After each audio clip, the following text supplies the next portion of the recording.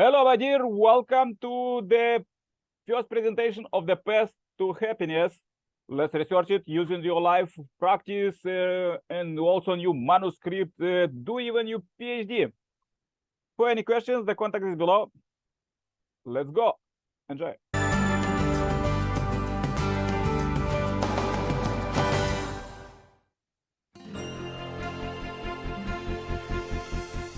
I'm Tyler Hendricks, and I'd like to share with you some ideas from the Divine Principle.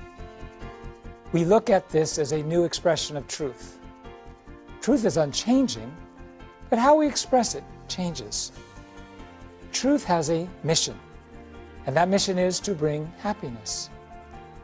We share the earth today with 7 billion other people, all of whom are spending their time doing something. There's one thing that everybody shares. We're all struggling to find happiness and avoid misfortune. And each of us is living our life to obtain joy and happiness, from the small details of our everyday life to the major events that shape history. Every event reflects someone's desire for a happier life. So we need to find the path to happiness. We can't afford to be ignorant about this, and about life, and about the world. Now, if it is a real path to happiness, then it can create peace. And if it can do so authentically for an individual, then it can do so also for the family. And peaceful families will naturally create a peaceful society, and this will extend to nations and to the world. But what makes you feel joy and happiness? Happiness follows when my desires are fulfilled. I feel happy when I satisfy my desires, when I buy something that I saved up for, when I receive a gift, when I was able to do something I wanted to do, when I started working for a company that I wanted to work for, when I acquired some certification, when someone I love affirmed and accepted me, when I dated someone who I respect very much, when I married my eternal love. When we fulfill our desires, we experience happiness. The humanistic psychologist Abraham Maslow categorized human desire into 5 stages. He said that people live their lives in order to fulfill 5 stages of desires. The first is physiological desires. The second is the desire for security and safety. The third is social desire.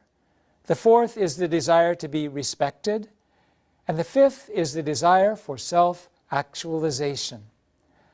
Our level of happiness, he said, increases based on the stage of desire we achieve. Fulfilling physiological needs brings temporary happiness, but gratifying desires for respect or desires for self-actualization brings a much greater sense of happiness. Now, with the unification principle, we take a little bit different perspective. We believe that we have 2 opposing kinds of desires. We have good desires and evil desires. People are directed by an original mind that attempts to achieve good desires.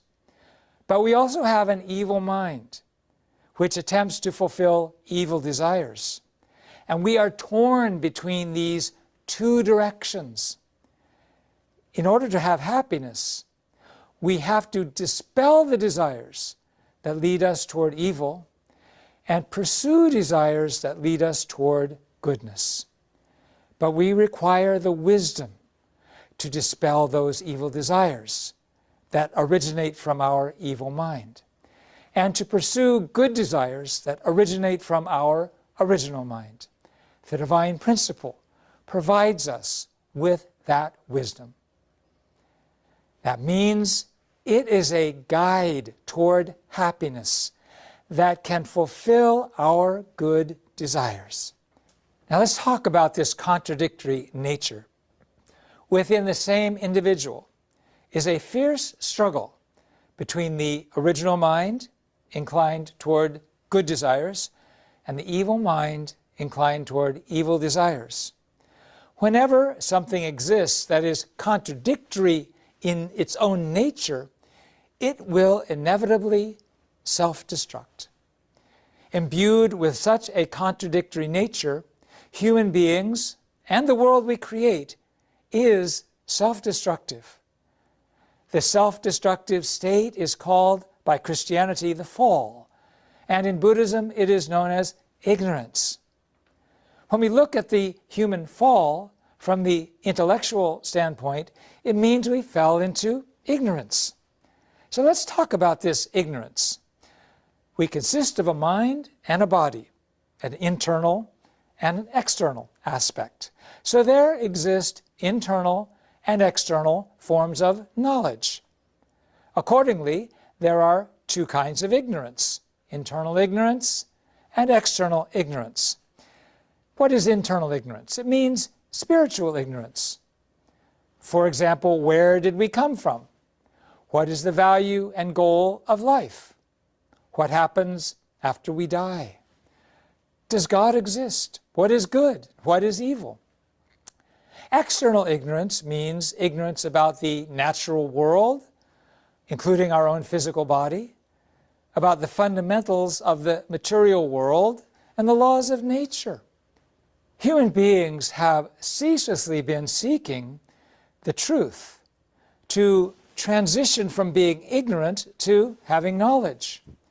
Religion has been the path of seeking the truth by overcoming internal ignorance, and science has been the path of seeking the truth by overcoming external ignorance. We seek to overcome both types of ignorance through religion and science.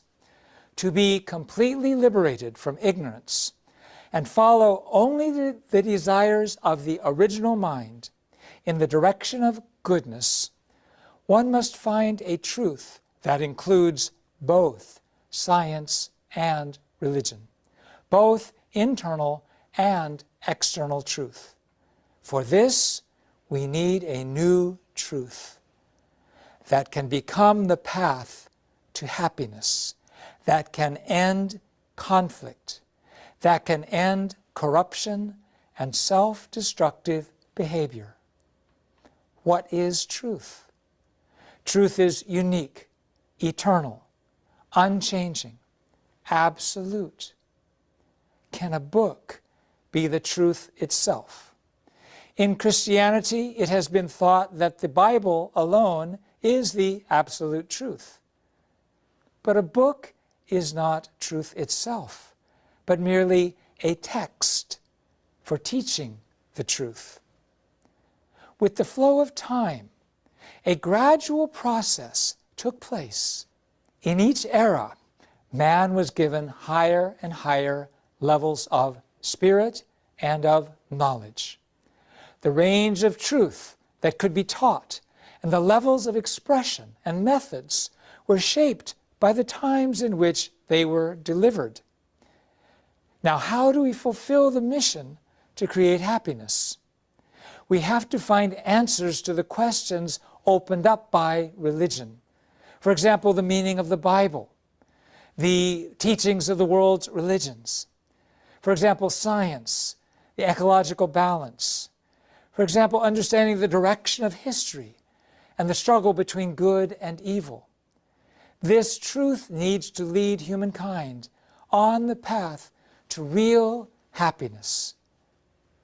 Let's talk about the character of the new truth. It cannot be only a religious doctrine. It has to be an expression of universal truth.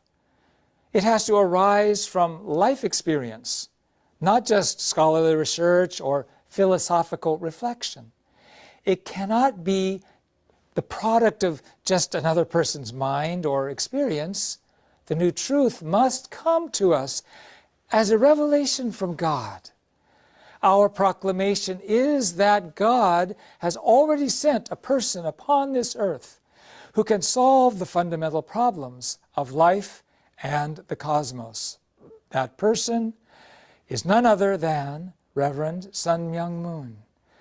The unification principle of Reverend Sun Myung Moon calls us to follow this path to happiness for the 21st century. This person dedicated his life for the liberation of God and the salvation of humankind.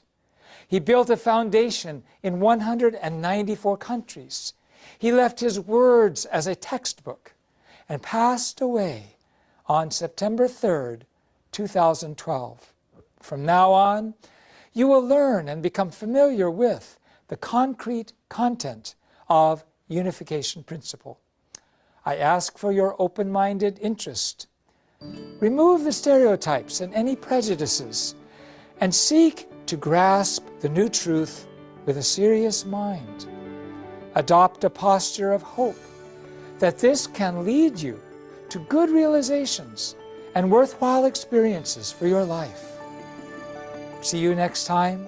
Thank you very much.